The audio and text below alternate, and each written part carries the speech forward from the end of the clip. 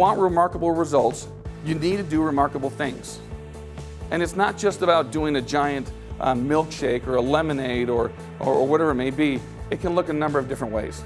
Arthur's presentation is always wonderful. It always leaves you wondering, what can I do? What can we be doing more, both personally and as a business? And then for me, it kind of also makes me think, what can I share with other people so that they can achieve this as well? So it's always a great presentation, an exciting presentation, and it was today as well. I think the grumpiest people in America is probably TSA. Okay, I do a lot of traveling, a lot of speaking all over the place, a lot of coaching, and it's always, I think it's the same people sharing the same personality that are there inspecting my ID every single time. So I thought, you know what, I'm gonna have some fun with it. So I did this to my ID. Amazing, huh? Oh, there we go. So that is actually my driver's license right now. So, and it's amazing when the TSA agents, when they are, when they're scanning it, they'll just sit there with a little flashlight and just kind of, and they'll go, ah, this is awesome, and they show it to all their friends that are sitting next to them. So it's what we like to call being remarkable. I've sat through so many presentations, and Arthur continually engages and keeps you going, tells stories, and relates it all, makes it very relatable for everybody to enjoy. I went to Oral Roberts University, and so you know, we were required to pray before every meal.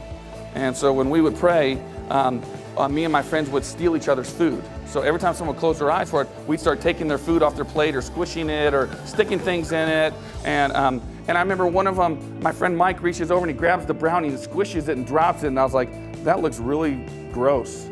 And so I thought, well, I'm gonna save it. I'm a guy, okay, so I save the brownie and I take it back to my dorm room and I put it on my desk right next to the 5-gallon bucket of water. I was an art major, that's what we did. And so then a guy walked into the restroom and I was like, oh, now's the time to do it. So I ran in there and I got my brownie and I got my bucket of water and I ran in there and I sat down in there, and some of my friends saw me running with a bucket of water and they're like, oh boy, here we go.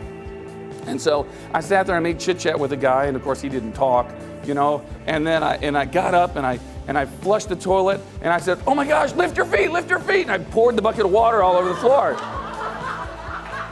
So, and then I threw the brownie down there, and he comes scrambling out, he's pulling his pants up, and he's like, oh my gosh, he goes, you're gonna have to clean that up.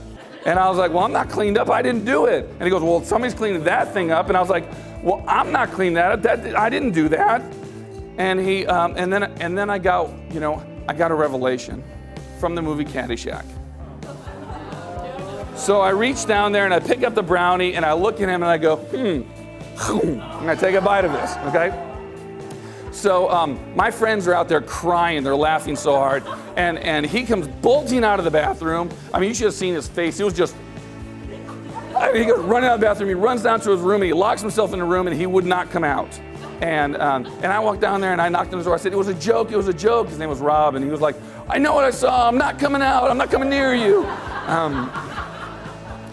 For the next 3 years, he avoided me at every instance, never sat with me, never looked at me. So sometimes being remarkable is great, and sometimes it may or may not be great. So I wonder what his version of that story is. Yeah.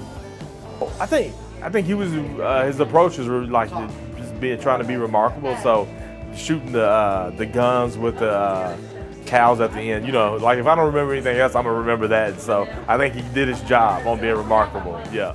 Remarkable doesn't have to be the way Arthur Greeno does it. Remarkable can look like how it needs to look for you. But if you want to be remembered, you're going to have to be remarkable. Thank you so much.